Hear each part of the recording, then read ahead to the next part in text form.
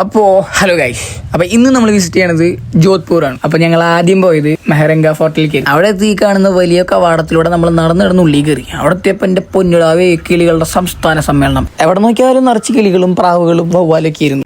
എന്താ പറയുക, ഇതൊരു മ്യൂസിയമാണ് ആക്ച്വലി. ഇതിൻ്റെ ഉള്ളിൽ അവിടെ ഉണ്ടായിരുന്ന രാജാക്കന്മാരുടെ ഡ്രസ്സും അവരുടെ തോക്കും അവരുടെ വടിവാളും എല്ലാം ഉണ്ടായിരുന്നു നമുക്ക് കാണിക്കാനായിട്ട്. മ്യൂസിയം പോലെ സെറ്റ് ചെയ്തിരിക്കുന്നു. പിന്നെ നമ്മൾ കയറി ചെന്നപ്പോൾ ഒരു വ്യൂ കണ്ടു. അടിപൊളി വ്യൂ ആയിരുന്നു, നല്ല രസമായിരുന്നു. കുറേ ഫോട്ടോസൊക്കെ എടുത്തു. പിന്നെ ഈ കാണുന്ന പടികളിലൂടെ ഒക്കെ നമ്മൾ കയറി ചെന്ന് മേളിലെത്തിയപ്പോൾ അടുത്ത മ്യൂസിയം പോലത്തെ ഒരു റൂം എത്തി. അവിടെയും ഇതേപോലെ തന്നെ പല സൈസിലും ഷേപ്പിലുള്ള വടിവാളുകൾ, പിന്നെ മറ്റേ ഇഡ്ലിച്ചെമ്പ്, മറ്റേ ഇതിലി അവസാനം, പിന്നെ മറ്റേ തല്ല് വെക്കണ തൊപ്പി, പിന്നെ കവച കുണ്ടലങ്ങൾ, അങ്ങനത്തെ സംഭവങ്ങളൊക്കെ ഉണ്ടായിരുന്നു. അത് കണ്ട് പുറത്തിറങ്ങിയപ്പോൾ എൻ്റെ പൊന്നിടാവേ ഒരു ഉമ്മച്ചിക്കുട്ടി നിന്ന് കറങ്ങേണ്ടിയിരുന്നു. എന്താണ് അവിടെ ചെയ്യേണ്ടിയിരുന്നത്? എന്നിട്ട് നമ്മൾ ഉള്ളിൽ കയറിയത് അവിടുത്തെ രാജാവിൻ്റെ രാജസദസ്സിലോട്ടായിരുന്നു. ഈ കാണാണ് രാജസദസ്സ്. ആ കാണുന്ന 5 ഓട്ടകൾ പുള്ളിക്കാരൻ്റെ ഭാര്യമാര് ഇവിടെ നടക്കുന്ന കാര്യങ്ങളൊക്കെ കേട്ടിരുന്നത് ഈ ഓട്ടയെ കൂടിയായിരുന്നു എന്നാണ് അവർ പറഞ്ഞു തന്നിരുന്നത്. ഓക്കെ, എന്നിട്ട് അവസാനമായിട്ട് നമ്മൾ അവിടുത്തെ പീരങ്കികളൊക്കെ കണ്ടു. ഇവിടെ നിന്നായിരുന്നു അവർ വെടിവെച്ചിരുന്നത്. അപ്പോൾ മെഹ്റംഗ ഫോർട്ടിൽ നിന്ന് ഞങ്ങൾ ഇറങ്ങിയിരിക്കുന്നു. അതെ, എന്നിട്ട് നേരെ ഞങ്ങൾ ഫുഡ് അടിക്കാൻ പോയി.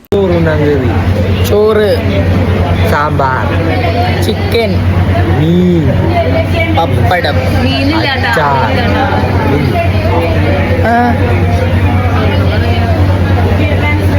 മീൻകറിയിലായിരുന്നെങ്കിലും ഞങ്ങൾക്ക് അവിടെ നിന്ന് തന്നത് നല്ല അടിപൊളി സദ്യയായിരുന്നു. 2-3 ചിക്കൻ വറുത്തൊക്കെ ഉണ്ടായിരുന്നു. ഓഹ് വാവ്.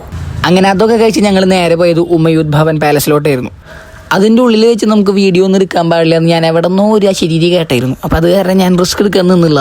അപ്പോൾ ഉള്ളിൽ വെച്ചിട്ടുള്ള വീഡിയോസൊന്നും ഞാൻ എടുത്തില്ല. പുറത്ത് നിന്ന് ഞങ്ങൾ വീഡിയോസൊക്കെ എടുത്ത് അവിടെ നിന്ന് നേരെ ഞങ്ങൾ ഇറങ്ങി. നമ്മൾ നേരെ ട്രെയിൻ കയറി. ഇനി നമ്മൾ ഡൽഹിയിലോട്ടാണ് പോകുന്നത്. ഓക്കെ, അങ്ങനെ നൈറ്റ് ഒരു 12 മണിയായപ്പോൾ നമ്മുടെ സ്വന്തം എഡ്വിൻ മച്ചുവിൻ്റെ ബർത്ത്ഡേക്ക് നമ്മളൊരു കേക്കൊക്കെ മേടിച്ച് അതൊക്കെ കട്ട് ചെയ്ത് ചെക്കനെ ഹാപ്പി ആക്കി വിട്ട് കേക്കൊക്കെ തിന്ന് കിടന്ന് ഉറങ്ങി ഒന്ന് കണ്ണുറന്നപ്പോഴേക്കും നമ്മുടെ സ്റ്റോപ്പ് എത്തി. നേരെ നമ്മൾ ചാടി ഇറങ്ങി ഡൽഹി സ്റ്റേഷനിലോട്ട്. എന്നിട്ട് അവിടെ നമ്മുടെ പെട്ടിങ്ങളൊക്കെ എടുത്ത് നേരെ നടന്ന് നമ്മുടെ ബസ്സിലോട്ട് കയറി ഒരൊറ്റ ഇരിപ്പ നേരെ ഇറങ്ങി. പിന്നെ കണ്ണേറുന്നത് ആഗ്രയിൽ ഏതോ റെസ്റ്റോറൻറ്റിലെത്തി മുട്ടയും പുട്ടും കടലക്കറിയും കഴിക്കാനായിട്ട്. അപ്പോൾ ബാക്കി അടുത്തേക്ക്. അപ്പോൾ ഓക്കെ, ബൈ ഗൈസ്.